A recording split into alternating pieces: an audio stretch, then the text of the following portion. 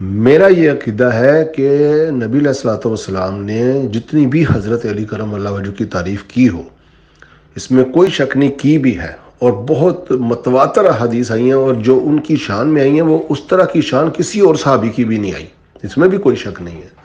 اب ان حدیث جیسے منزلت حدیث منزلت ہے یا حدیث غدیر ہے، اس سے اگر کوئی یہ پلی لیتا ہے نا کہ یہ خلافت کا اعلان ہے تو یہ اس کا فہم ہے، لیکن میرا یہ عقیدہ نہیں ہے کہ اس سے حضرت علی کی خلافت کا اعلان کر دیا اللہ کے نبی نے۔ اللہ کے نبی نے اس امت کو بالکل امر و شورا بینہم کے تحت چھوڑا ہے کہ آپس میں مشورہ کرو اور خلیفہ مقرر کر لو جو تم میں سے بہتر ہو۔ ہم یہ اشارے لے سکتے ہیں کہ اللہ کے نبی علیہ الصلوۃ والسلام کا یہ مشورہ ہو سکتا ہے کہ یہ اس شان کے مالک ہیں، ان میں سے دیکھ لو۔ اب جس طرح حضرت رسول اللہ نے وہ غلام کو کہا کہ بہتر ہے کہ تم سے طلاق نہ لو، اس نے کہا یہ آپ کا حکم ہے کہ آپ کا یہ مشورہ ہے؟ آپ نے کہا میں حکم نہیں دے سکتا، میں مشورہ دے رہا ہوں۔ تو اس نے کہا یا رسول اللہ آپ حکم دے، میں مان لیتی ہوں، لیکن اگر آپ یہ مشورہ کہتے تو میں نہیں مانتی۔ یہ حریت جو اللہ کے نبی نے دی نا، یہ حریت متعارف جو کروائی، اسی سے تو اللہ کے نبی ہیں وہ آخر الزمان نبی کی شان پاتے ہیں، اور یہی حریت جو ہے نا خلفۂ راشدین نے متعارف کروائی۔ اب نبی علیہ الصلوۃ والسلام نے اشارے دیے وہ فضیلت کے تھے یا اس طرح کے اشارے تھے کہ اللہ کے نبی پر عیاں ہو چکا تھا کہ اہل بیت سے ظلم ہونے، تو اللہ کے نبی نے ان کی محبت لوگوں کے دلوں میں بھری۔ آپ تو نہیں چاہتے تھے کہ کسی غلطی سے بھی یا کسی کے وسوسے سے بھی آپ کے صحابہ اس چیز میں ملوث ہو کر آپ کے اہل بیت سے زیادتی کر بیٹھیں، تو آپ نے حجت تمام کی اور صحابہ اشارے پا گئے، پھر صحابہ نے اہل بیت سے محبت بھی کی۔ اب نبی علیہ الصلوۃ والسلام نے اس امت کو اس طرح چھوڑا ہے کہ وہ جسے بہتر سمجھے نا اپنا خلیفہ چن لے۔ نبی علیہ الصلوۃ والسلام ابو بکر کی بھی تعریفیں کر کے گئے، عمر کی بھی تعریفیں کر کے گئے، عبد الرحمن بن عوف کی بھی کر کے گئے، عثمان کی بھی، حضرت عمار یاسر کی بھی بڑی تعریفیں کی۔ اگر مسلمان اس وقت عمار یاسر کو نہیں لیتے آج وہ خلیفہ راشد ہوتے۔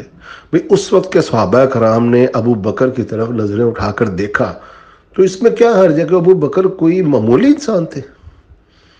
حضرت علی کرم اللہ وجہ نے بھی کہا ٹھیک ہے ہمیں قبول ہے، چاہے حضرت علی کا حق بھی ہو، چاہے حضرت علی فضیلت میں زیادہ بھی ہو، بھئی اکثریت کی رائے نے حضرت ابو بکر کو چن لیا نا، چاہے تھوڑوں نے چنا، چاہے حضرت علی ادھر تھے سقیفہ میں یا نہیں تھے، بعد میں تو حضرت علی خروج کر سکتے تھے، کہہ سکتے تھے، نہیں کیا انہوں نے۔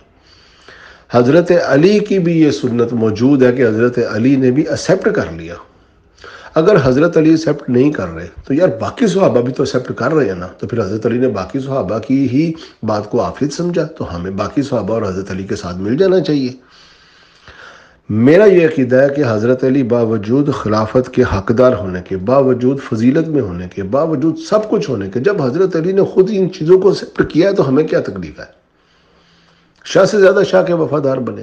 یا تو حضرت علی ان کی خلافت کو ایکسیپٹ کرتے اور وہ خلافت کے امور غلط سر انجام دیتے، تو پھر تو ہم کہہ سکتے تھے جس طرح حضرت حسن و حسین نے معاویہ کو کی اس حکومت دی، لیکن اس نے حکومت پانے کے بعد بھی غلط کام کیا اور امت کا اجماع ہو گیا کہ یہ رشد و ہدایت سے خارج ہے، غیبی خبریں بھی موجود ہیں۔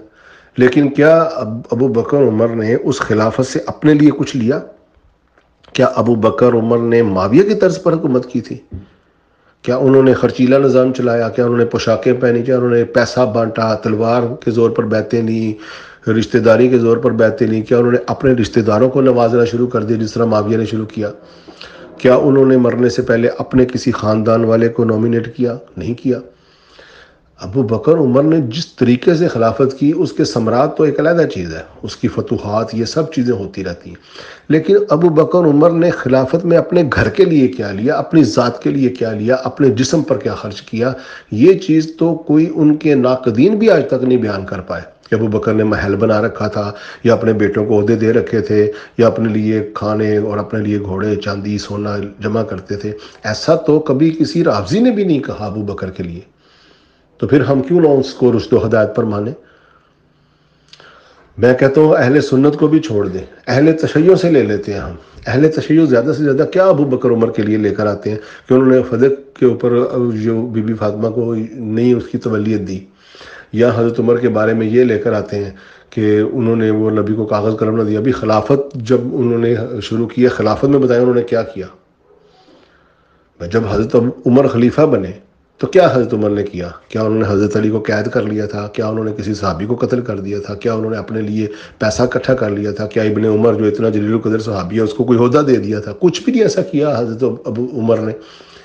حضرت عمر اور ابو بکر کی خلافت کو سابقون الاولون اور بدری، احدی، خندقی صحابہ کرام نے مضبوط کیا، اور حضرت علی نے بھی مضبوط کیا. 2 مرتبہ حضرت عمر جاتے ہیں مدینہ سے باہر، 2 مرتبہ حضرت علی کو اس قابل سمجھتے ہیں کہ وہ میری مسند پر بیٹھے پیچھے امت کا خیال کرے.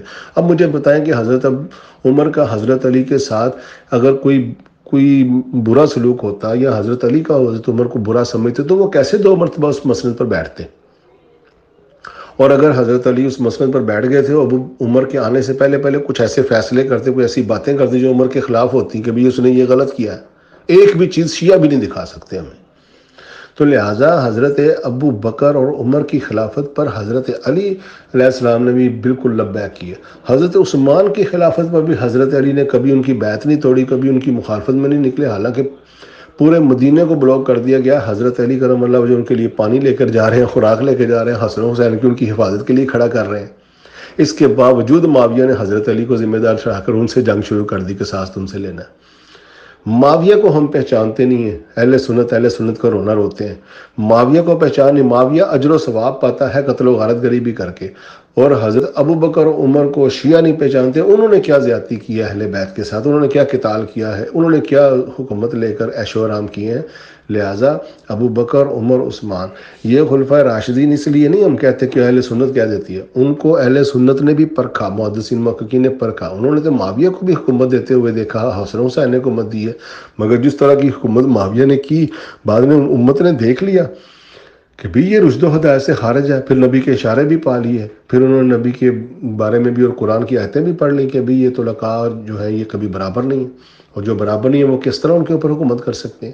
تو یہ سارے معاملات دیکھ کر اس امت نے فیصلہ کیا ہے کہ ابو بکر، عمر، عثمان باوجود وہ معصومن الخطا نہیں ہیں، لیکن وہ ہدایت یافتہ خلفائے راشدین میں شمار ہوتے ہیں، اور ان کی جو کوئی غلطی اول تو کوئی ایسی غلطی ہمیں نظر نہیں آتی. ہاں حضرت عثمان کے کچھ فیصلے ایسے ہیں جو ہم سمجھتے ہیں کہ یہ مؤلفۃ القلوب کے تحت انہوں نے رشتہ داروں کو نوازا، شاید یہ اسلام کی طرف راغب رہیں، لیکن انہوں نے اس کا مس یوز کیا. حضرت عثمان کو غیب کا علم تو نہیں رکھتے تھے کہ ان کو میں نوازوں گا اور یہ مس یوز کریں گے. اس پر حضرت عثمان رضی اللہ تعالیٰ عنہ کو بھی ہم کہتے ہیں کہ ان کی نیت بری نہیں تھی، ان کے دل میں جو ہے نا پیسوں کا لالچ نہیں تھا، وہ تو اسلام کو مضبوط کرتے رہے اپنے پیسوں سے. رشتہ داروں نے ان کا مس یوز کیا، جس کے ذمہ دار رشتہ دار ہیں، اور بھگتنا پڑ گیا حضرت عثمان کو اپنے خون سے. السلام علیکم.